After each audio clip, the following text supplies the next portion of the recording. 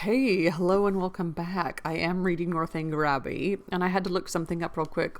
My little stickers. Because I felt like Jane Austen keeps saying, more about Catherine, so I hope you understand. More about Mrs. Allen, so I hope you get what's going on here. And, what this will help, this little piece of background for the reader. She keeps saying, for the readers, she keeps saying that. And that is, I don't remember that. I remember different things from other books where she says I, which is so interesting, as the narrator or the author saying I at the very end of books. That was interesting. Okay, but I looked it up. And it says it's a literary tool, specifically a form of authorial intrusion. Authorial intrusion occurs when the author directly addresses the reader, interrupting the narrative flow to offer commentary, insights, or opinions about the story's events, characters, or themes. In Northanger Abbey, Austen's narrator, for instance, frequently steps out of the story to make observations about Catherine's naive perspective on life and her relationship with others, including the oblivious Mrs. Allen. The narrator's voice, distinct from the characters, provides the reader a more complete understanding of Catherine's development and the social dynamics at play.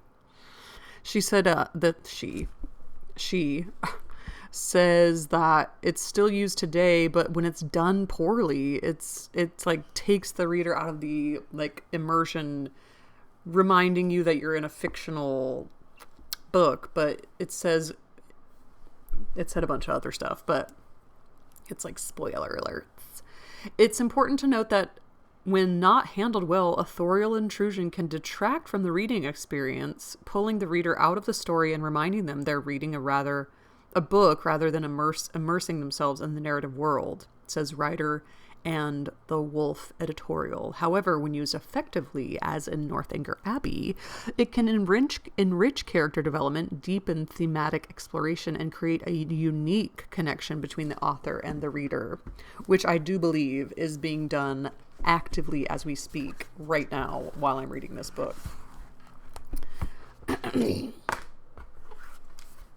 That's how good she is. I'm actively experiencing authorial intrusion, and it feels so good that I had to go look it up, and it is so good. Chapter 3. Every morning now brought its regular duties. Shops were to be visited, some new part of the town to be looked at, and the pump room to be attended, where they paraded up and down for an hour, looking at everybody and speaking to no one. What is a pump room? What in the world is a pump room?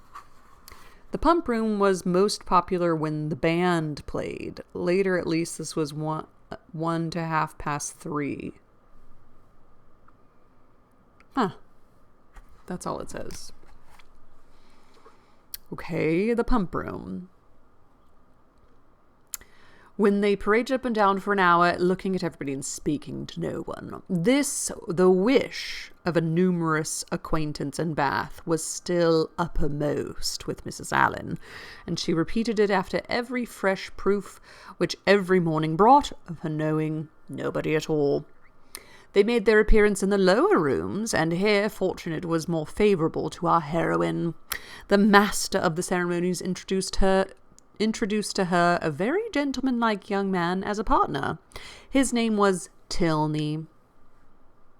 He seemed to be about 4 or 25, was rather tall, had a pleasing countenance, a very intelligent and lively eye, and, if not quite handsome, was very near it. His address was good, and Catherine felt herself in high luck.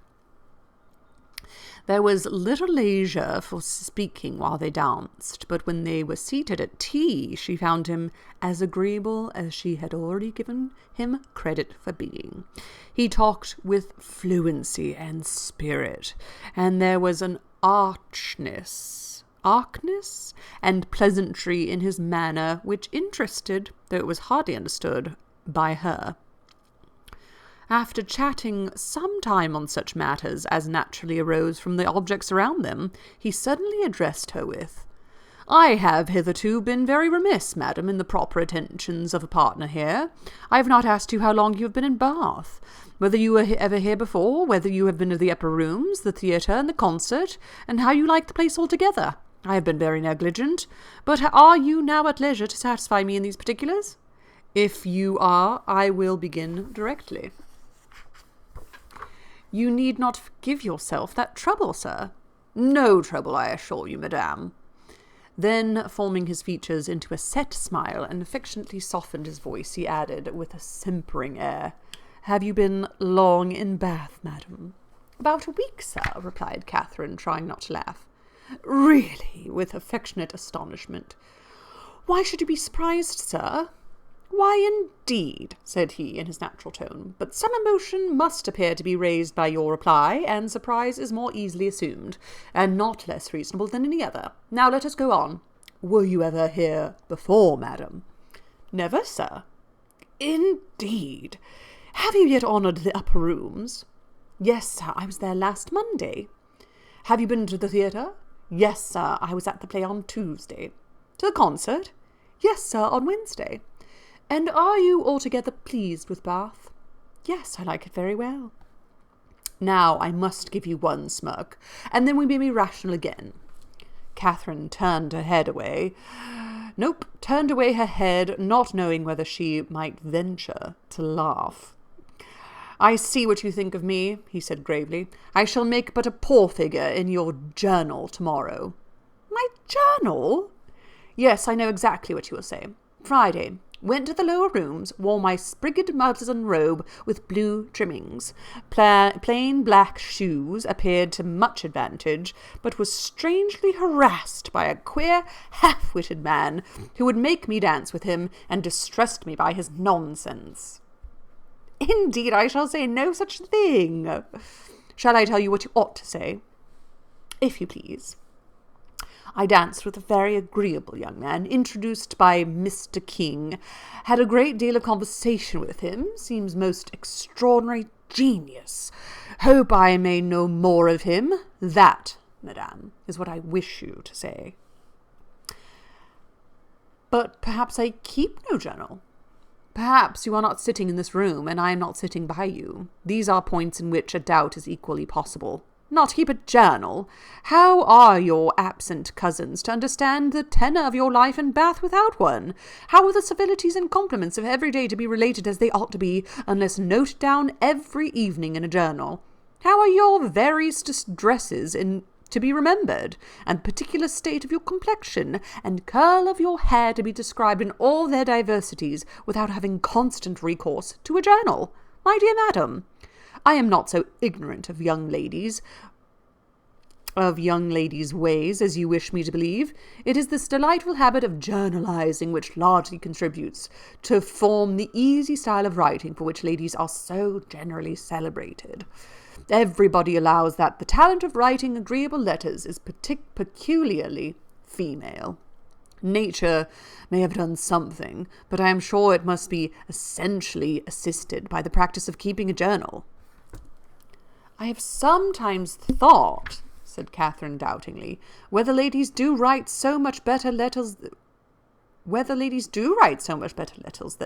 than gentlemen. That is, I should not think the superiority was always on our side." "As far as I have had the opportunity of judging, it appears to me that the usual style of letter writing among women is faultless, except in 3 particulars." "And what are they?" "A general deficiency of subject, a total inattention to stops, and a very frequent ignorance of grammar." "Upon my word, I need not have been afraid of disclaiming the compliment. You do not think too highly of us in that way." I should no more lay it down as a general rule that women write better letters than men, than that they sing better duets or draw better landscapes. In every power of which taste is the foundation, excellence is pretty fairly divided between the sexes." They were interrupted by Mrs. Allen. "My dear Catherine," said she, "do take this pin out of my sleeve. I'm afraid it was torn a hole already. I shall be quite sorry for if it has, but this is a favourite gown, though it costs but 9 shillings a yard." "That is exactly what I should have guessed it, madam," said Mr. Tinney, looking at the muslin. "Do you understand muslin, sir?" "Particularly well. I always buy my own cravats, and am allowed to be an excellent judge, and my sister has often trusted me in the choice of a gown. I bought one for her the other day, and it was pronounced to be a prodigious bargain by every lady who saw it. I gave but 5 shillings a yard for it, and a true Indian muslin."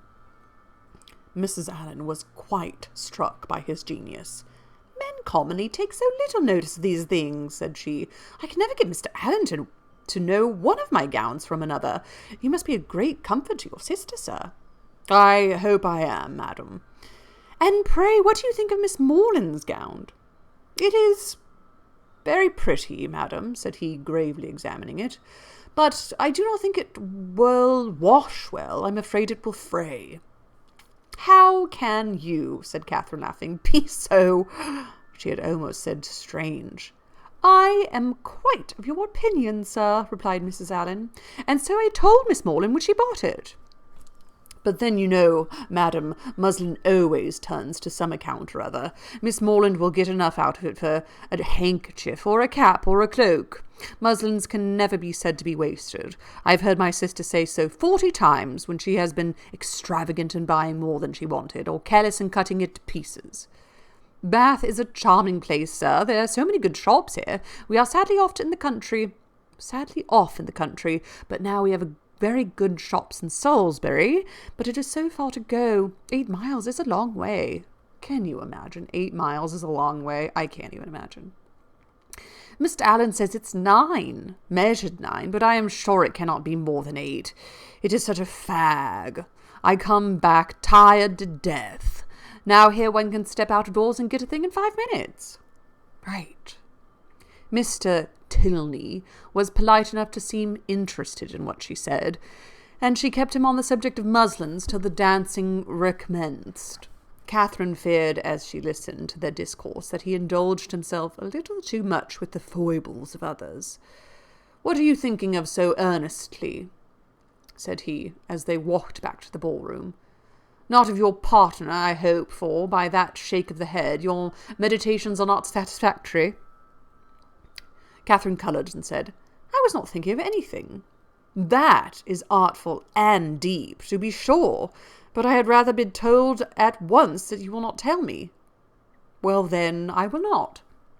"Thank you, for now we shall soon be acquainted, as I am authorized to tease you on the subject whenever we meet, and nothing in the world advances intimacy so much." "Oh!" They danced again, and, when the assembly closed, parted, on the lady's side at least, with a strong inclination for continuing the acquaintance, whether she thought of him so much, while she drank her warm wine and water, and prepared herself for bed, as to dream of him when there cannot be ascertained. But I hope it was no more than a slight slumber or a morning doze at most, for if it be true, as a celebrated writer has maintained, that no young lady can be justified in falling in love before the gentleman's love is declared. She cannot be justified in falling in love before the gentleman's love is declared. It must be very improper that a young lady should dream of a gentleman before the gentleman is first known to have dreamt of her.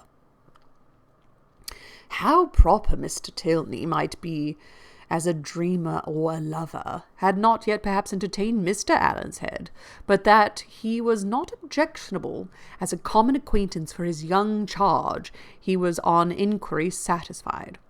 For he had early in the evening taken pains to know who her partner was, and had been assured of Mr. Tilney's being a clergyman, and of a very respectable family of Gloucestershire.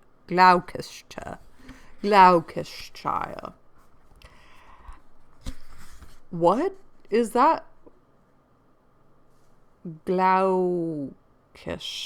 I'd love to know how to say that. What is the sauce? Now I can't think of the sauce. Worcestershire sauce. Do British people make fun of Americans for saying Worcestershire sauce? How do people in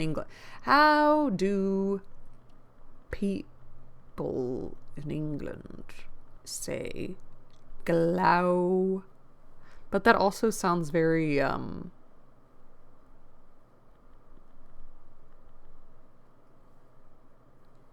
German? I want to know how to say it. Gloucestershire. Gloucestershire. Como se dice? I want to know. Okay, pronunciation. Please say it in a British accent. Gloucestershire.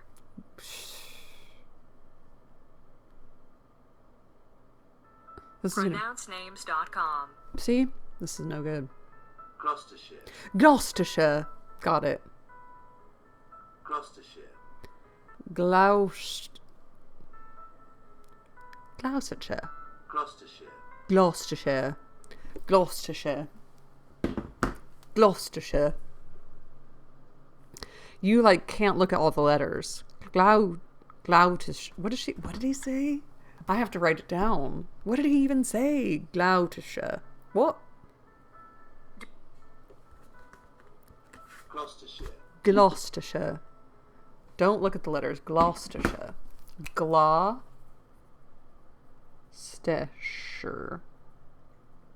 Gloucestershire. Gloucestershire. Gloucestershire. Because it looks like Gloucestershire. That's what it looks like. And that's just what it looks like. Gloucestershire. Gloucestershire. Gloucestershire. Gloucestershire. Wow. Let's keep reading these little short baby chapters. And I want to keep reading because it's such a good book. It's so comforting to me. Reading these Jane Austen books is really comforting. Chapter 4. Gloucestershire. Gloucestershire. With more than usual eagerness did Catherine hasten to the pump room the next day, secure within herself of seeing Mr. Tilney there before the morning were over, and ready to meet him with a smile. But no smile was demanded. Mr. Tilney did not appear. Every creature in Bath, except himself, was to be seen in the room at different periods of the fashionable hours. Crowds of people were every moment passing in and out, up the steps and down. People whom nobody cared about, and nobody wanted to see, and he only was absent.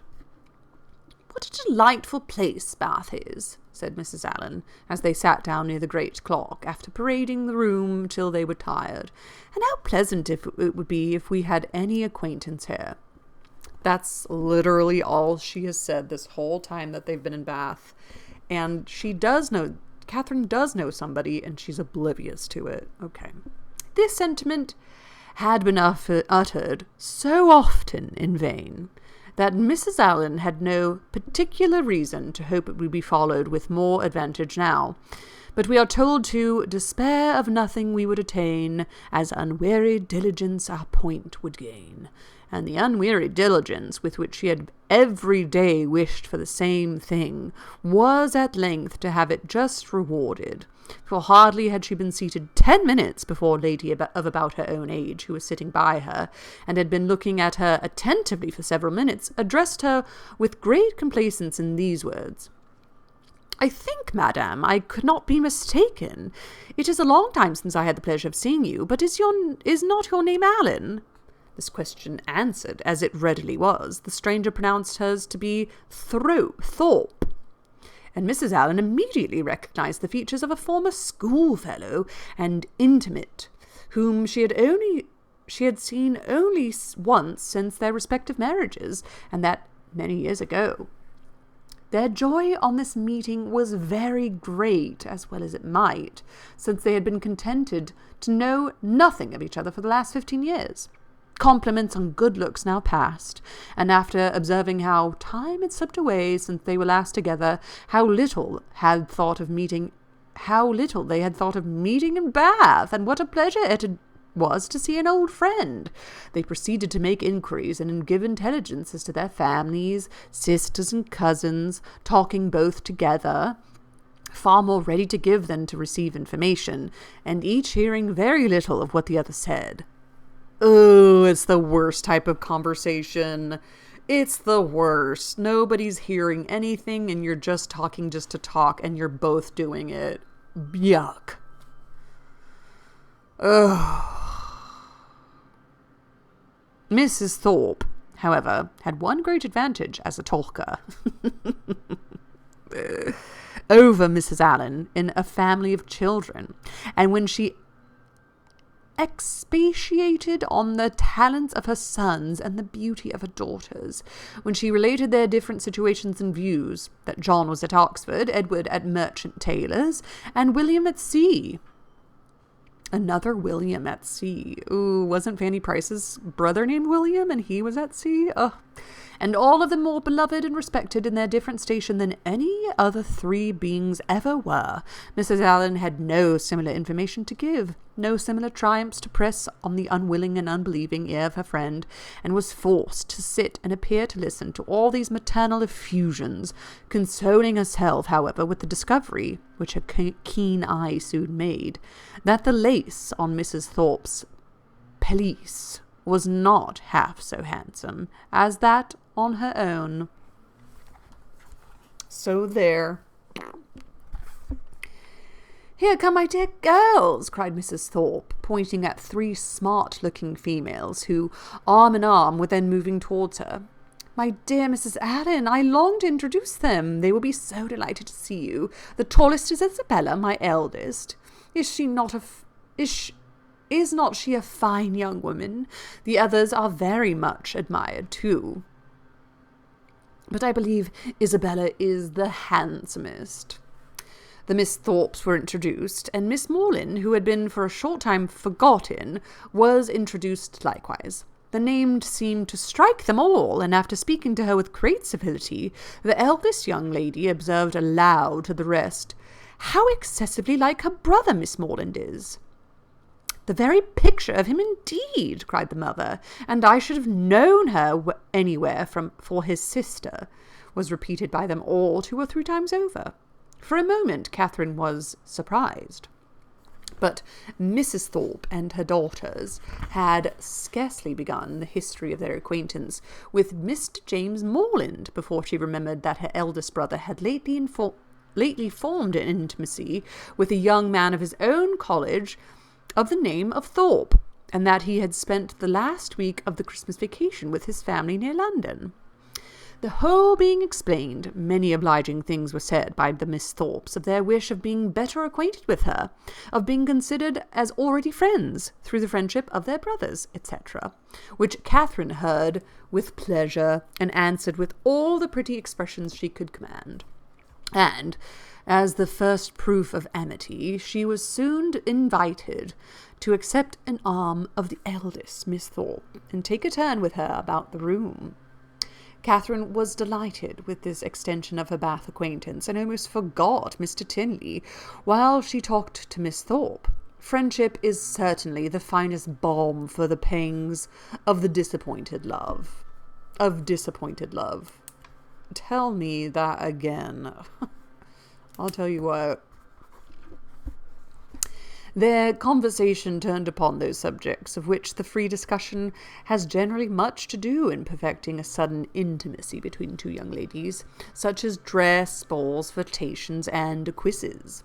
Miss Thorpe, however, being 4 years older than Miss Morland, and at least 4 years better informed, had a very decided advantage in discussing such points. She could compare the balls of Bath with those of Tunbridge, its fashions with the fashions of London, could rectify the opinions of her new friend in many articles of tasteful attire, could discover a flirtation between any gentleman and lady who only smiled on each other, and point out a quiz through the thickness of a crowd. Oh yeah, a quiz is like... Is a quiz like a... somebody told me what a quiz was before, and it's like a man who's like not good looking, What was a quiz in Regency England? A peculiar, eccentric, or ridiculous person, often used as an insult. Yeah, isn't Gen Alpha or whatever, aren't they calling people quizzes now? Smart. They should. That would be funny if they started bringing back the word quiz. It's Riz and Quiz and Ohio or something like that. I can't even keep up. But that would be funny. The conversation turned... Did I already read it? The quizzes. Wait. Balls and quizzes. Yes. It's not being older.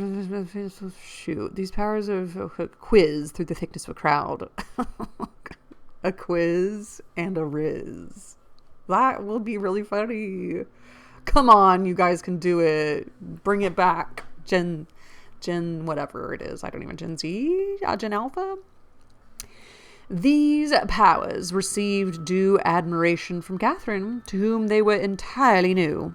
Thank God for an older, wiser peer, teaching you the ropes. Because parents just don't understand. Oh, they just don't, The respect which they naturally inspired might have been too great for familiarity, had not the easy gaiety of Miss Thorpe's manners, and her frequent expressions of delight on this acquaintance with her, softened down every feeling of awe and of nothing but tender affection. Their increasing attachment was not to be satisfied with half a dozen turns in the pump room, but required, when they all quitted it together, that Miss Thorpe should accompany Miss Morland to the very door of Mr. Allen's house, and that they should there part with a most affectionate and most lengthened shake of hands, after learning, to their mutual relief, that they should see each other across the theatre at night, and say their prayers in the same chapel the next morning. Catherine then ran directly upstairs and watched Miss Thorpe's progress down the street from the drawing-room window, admired the graceful spirit of her walk and fashionable air of her figure and dress, and felt grateful as well she might, for the chance which had procured her such a friend. Thank God that woman, Mrs. Thorpe, actually recognized Mrs. Allen. That's very good. Mrs. Thorpe was a widow, and not a very rich one. She was a good-humoured, well-meaning woman, and a very indulgent mother. Her eldest daughter had great personal beauty, and the younger ones, by pretending to be as handsome as their sister, imitating her air and dressing in the same style, did very well. This brief account of the family is intended to supersede the necessity of a long and minute detail from Mrs. Thorpe herself, of her past adventures and sufferings, which might otherwise be expected to occupy the 3 or 4 following chapters, in which the worthlessness of lords and attorneys might be set forth, and conversations which had passed 20 years before be minutely repeated. She did it again. What's it called? It's called authorial intrusion. I love it so much. Should we read one more chapter? We're being so naughty today. Usually I like to read one chapter at a time. Okay, chapter 5. This is fun. This is a fun book. Catherine was not so much engaged at the theatre that evening in returning the nods and smiles of Miss Thorpe, though they certainly claimed much of her leisure, as to forget to look with an inquiring eye for Mr. Tinley in every box which her eye could reach. But she looked in vain. What's his deal? Mr. Tinley was no fonder of the play than the pump room. She hoped to be more fortunate the next day, and when her wishes for fine weather were answered by seeing a beautiful morning, she hardly felt a doubt of it. For a fine Sunday in Bath empties every house and its inhabitants, and all the world appears on such an occasion to walk about and tell their acquaintance what a charming day it is. Everybody in the whole world comes to Bath just to talk about what a beautiful day it is. As soon as divine service was over, the Thorpes and Allens eagerly joined each other, and after staying long enough in the pump room to discover that the crowd was unsupportable, and that there was not a genteel face to be seen, which everybody discovers every Sunday throughout the season, they hastened away to the Crescent to breathe the fresh air of better company.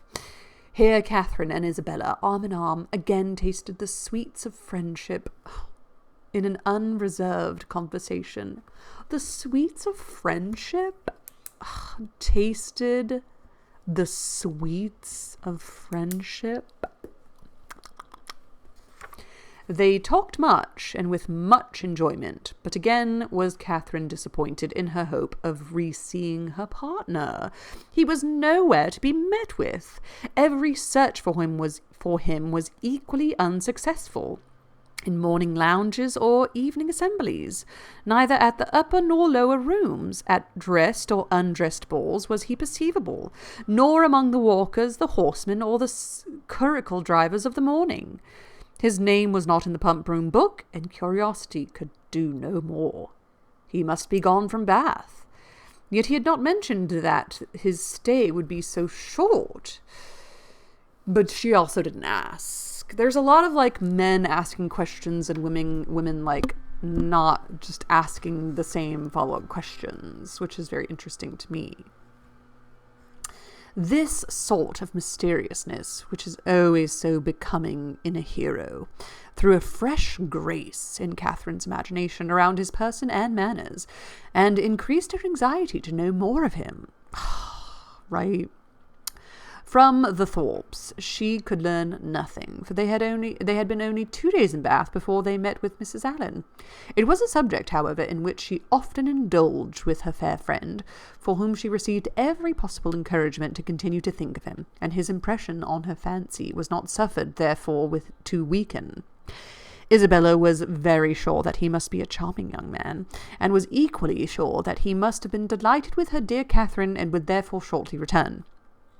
She liked him the better for being a clergyman, for she must confess herself very partial to the profession, and something like a sigh escaped her as she said it.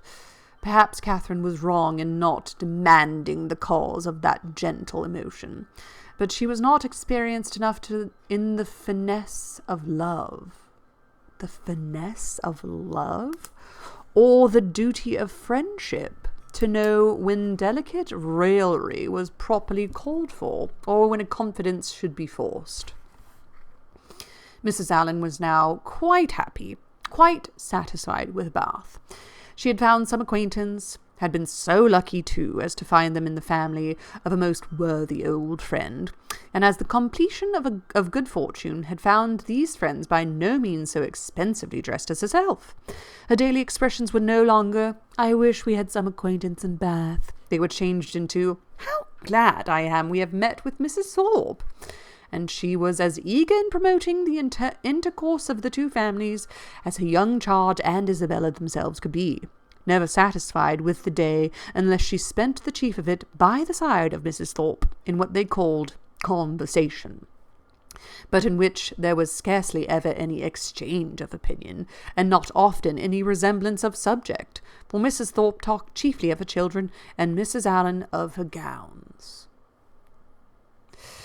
The progress of their friendship between Catherine and Isabella was quick as its beginning had been warm, and they passed so rapidly through every gradation of increasing tenderness, that there was shortly no fresh proof of it to be given to their friends or themselves. They called each other by their Christian name, were always arm in arm when they walked, pinned up each other's train for the dance, and were not to be divided in the set. And if a rainy morning deprived them of their enjoyments, they were still resolute in meeting in defiance of wet and dirt, and shut themselves up to read novels together.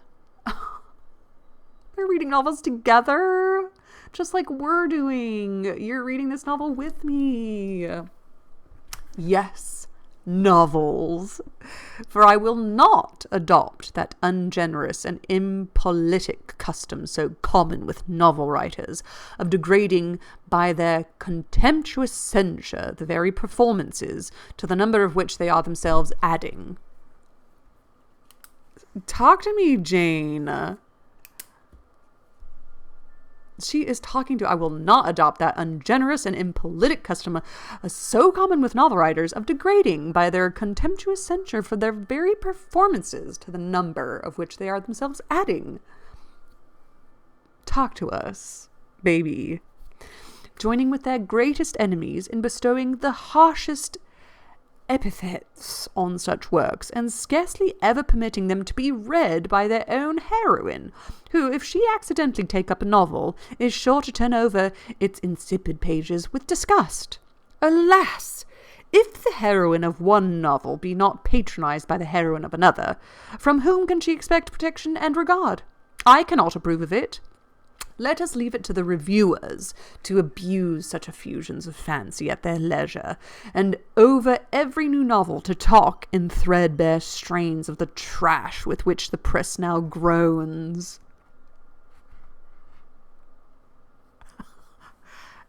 Jane! Talking crap about reviewers and talking about reading novels in novels. I'm in love. I'm in love, and I don't care who knows it.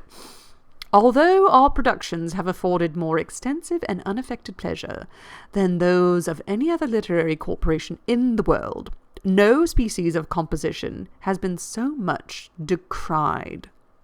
From pride, ignorance, or fashion, our foes are almost as many as our readers.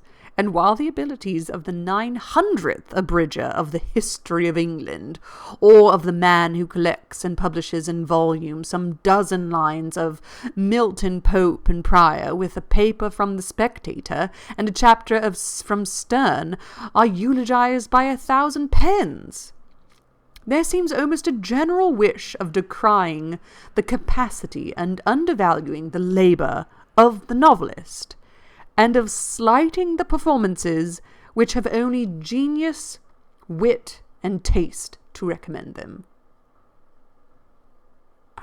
I am no novel reader. I seldom look into novels. Do not imagine that I often read novels. It is really very well for a novel. Such is common cant. And what are you reading, miss? Oh, it is only a novel, replies the young lady, while she lays down her book with affected indifference or momentary shame. It is only Cecilia, or Camilla, or Belinda, or, in short, only some work in which the greatest powers of the mind are displayed, in which the most thorough knowledge of human nature, the happiest delineation of its varieties, the loveliest diffusion of wit and humour are conveyed to the world in the best chosen language. Pop off and preach and give us the tea.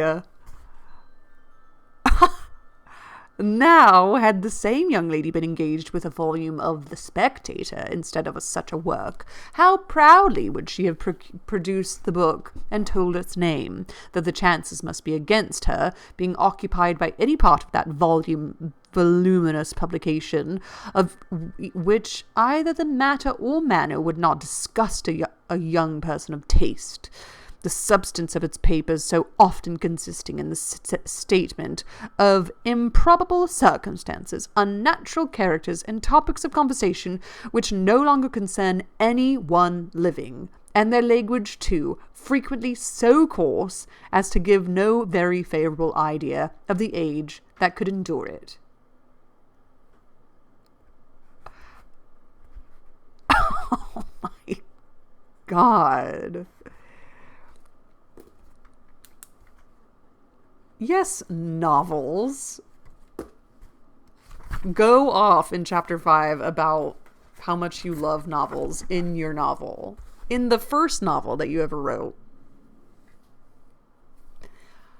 I am speechless. I don't know what to say. So all I will say is I'm going to go look all this up and see what people have to say about that. And happy reading to you all. This is incredible. And ta-ta!